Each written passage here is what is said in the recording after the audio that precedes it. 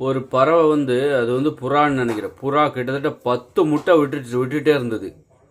10 முட்டை அது பாட்டு விட்டுக்கிட்டே இருக்குது. டெய்லி ஒரு முட்டை, கிட்டத்தட்ட 100 முட்டை 200 முட்டை கிட்ட விட்டுருச்சு. ஏன் அது நீங்கள் இன்னும் பொறிக்கவே இல்லை, ஏன் அது மேலே உட்காந்து பொறிக்கலாம்ல அப்படின்னப்பா, இல்லை இது இப்போ 1000 முட்டை ஆயிடுச்சு, நீங்கள் பாட்டுக்கு டெய்லி விட்டுக்கிட்டே இருக்கீங்க முட்டையை, இப்போ வேற 1000 முட்டையை தாண்டி போய்கிட்டு இருக்குது, இது எப்போ தான் பொறிப்பீங்க அப்படின்னப்பா, இருங்க வெயிட் பண்ணுங்க, எங்கள் ஆட்கள்லாம் வராங்க, அவங்க வந்து பொறிப்பாங்க, எனக்கு பொறிக்கிறதெல்லாம் இப்போ எனக்கு பிடிக்கல, அதனால் எங்கள் ஆட்கள் வராங்க, அவங்க வந்து பொறிப்பாங்க அப்படின்னு. அப்போ பார்த்தீங்கன்னா அது சொன்ன மாதிரியே கிட்டத்தட்ட ஒரு 1000 புறாக்கள் வந்துருச்சு.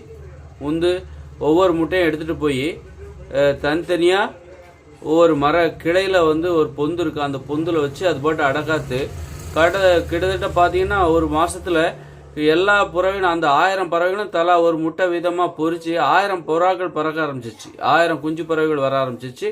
ஒரே புறாவோட மயமாகி போச்சு. அந்த ஊருக்கு பேரே புறா ஊராகி போச்சு, புறாபுரமாகி போச்சு. அவ்வளோ புறாக்கள். அந்த ஊரை விட்டு நாங்கள் போக மாட்டோம், இதுதான் எங்கள் சொந்த ஊர், நான் பிறந்த ஊர் இதுதான். அப்போ மக்கள் சொன்னாங்க, எல்லாருமே இங்கே இருக்காதீங்க, எங்களுக்கு ரொம்ப சிரமமாக இருக்குது, பக்கத்து ஊர்லலாம் போய் இருக்கலாம்ல அப்படின்னு எவ்வளோ பேச்சுவார்த்தை நடத்துனாங்க. நான் போக மாட்டோமே, இந்த ஊர் தான், இந்த ஊரில் தான் நாங்கள் பிறந்தோம் அப்படின்னு சொல்லி அந்த ஊர்லேயே அந்த 1000த்துக்கு மேற்பட்ட புறாக்கள் இருந்தது. அது வேற முட்டை விட ஆரம்பிச்சிருச்சு. இது அந்த மக்களுக்கு பெரிய பயமாக போச்சு. இன்னும் பல 1000 புறாக்கள் வந்துடும் போலுக்க, பேசாமல் நாம் இந்த ஊரை விட்டு கிளம்பி போயிடுவோம், வேறு வழி இல்லை, இந்த புறாக்கள்லாம் நம்ம சொன்னால் கேட்காதுங்க, ரொம்ப பிடிவாதம் பிடிச்சதுங்க. அதனால் நாம் என்ன பண்ணுவோம், இந்த ஊரை விட்டு கிளம்பணும். அந்த ஊரில் உள்ளவங்க எல்லாரும் வேற ஊருக்கு கிளம்பி போயிட்டாங்களாம். இப்படித்தான் கதை சொல்லணும். இதுதான் மனிதர்கள் கதை சொல்வதற்கான, இந்த நடைமுறையில் நடக்க முடியாத விஷயத்த கற்பனை பண்ணி கதையாக சொல்லணும்.